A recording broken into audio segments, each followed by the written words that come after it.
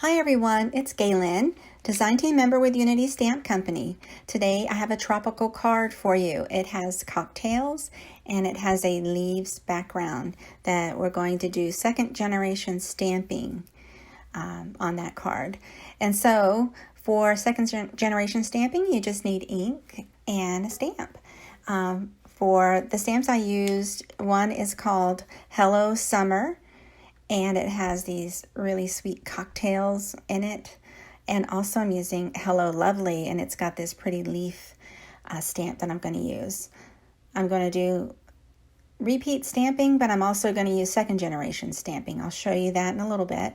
So I have a card base and I have a panel of a mint green color cardstock. I have archival ink and Simon Says Stamp ink, black ink for alcohol markers.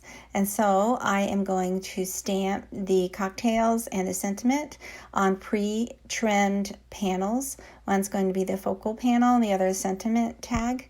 And so now for the second generation stamping, I ink up real juicy that leaf stamp. I'm going to stamp it. It's going to be dark, and then stamp it one more time next to it. And you have the leftover ink there showing a lighter shade. So dark stamp there, and once again, it's lighter. And even a third time it works. And so I'm going to create a border for the top and bottom of this card. And I'm just going to use this stamp partially in different areas, a wispy look for the top and bottom. And so when I have too dark of a color, I just stamp it off onto a piece of paper to get that second generation look. It can be as light or as dark as you like, depending on the color ink you use and how juicy your stamp is. And you can even go over it again with a darker color over those lighter areas. And so that's just what I was trying to go for. You can use less leaves if you want, but I wanted them to overlap. And so now I'm using Copic markers. So I stamped with Copic Friendly ink, which is the Simon Says Stamp jet black ink for alcohol markers. Actually, I think it's called Intense Black ink. But anyway, you can use any markers you'd like as long as your stamping ink is coordinates with your markers of choice. So if you're using watercolors, you want to use a permanent ink that won't bleed out with the watercolors. And same with the Copics. It's a little sensitive to some of the inks. So you want to get ink for use with alcohol markers.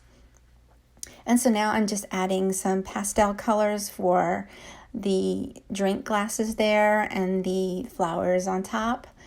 And it's a really refreshing, happy, casual summer scene here for this summer card. And so now I'm adding some highlights in gray, a light gray towards the bottom. And for the background, I'm going to add some distress ink lightly in a yellow color.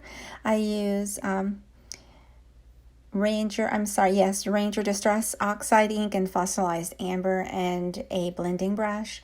For these, I have makeup brushes that are for use with just for crafting for me. They work great. There's other blending brushes out there that work just fine too. This one has small, different size blending brushes to get into those small spaces. So I'm using a small one. And so now I tried to see if I liked it horizontally. This time I'm going to put it vertically. This middle stamped part. It can be a horizontal card or a vertical card. So I knew I wanted to add a tag. So I made it a vertical card, and I punched a hole in that tag and added the sentiment and added twine to finish the card. I hope you like this. Thanks so much for watching. Take a moment to subscribe to my YouTube and have a great day.